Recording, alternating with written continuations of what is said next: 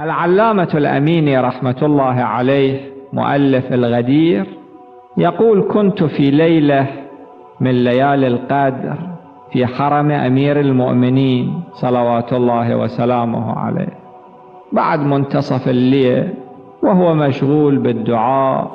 هذه القضية مذكورة في كتاب العلامة الأميني في ربع قرن.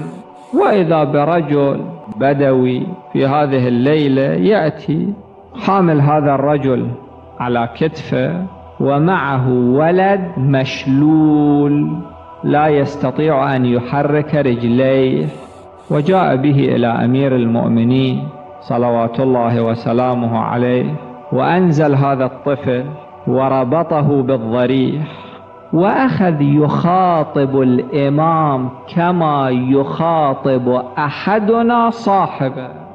هالشكل أخذ يخاطب الإمام. الدعاء يحتاج إلى هكذا توجه، إلى هكذا روحية.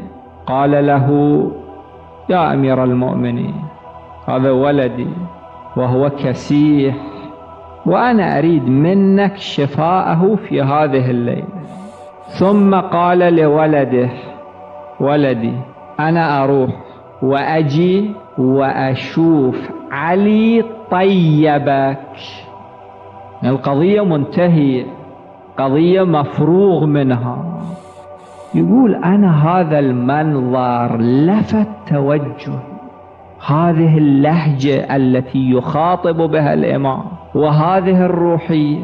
يقول: أنا بعد تركت الدعاء والذكر والتوسل وأخذت أنتظر ماذا يكون. الأعرابي راح. يقول: ما مرت إلا فترة بسيطة وإذا بهذا الولد المشلول يقوم على قدميه وهو ينادي أباه: بويه وينك؟ ليش ما تجي؟ بهذه اللهجة. يقول: في هذه الأثناء دخل الأب، اجى شاف ولده سليم معافى قائم على قدميه كأنه قضية طبيعية مفروغ منها، ثم أخذ يد ولده وأخرجه وذهب. هذا التوجه إذا الإنسان يذهب به إلى الله.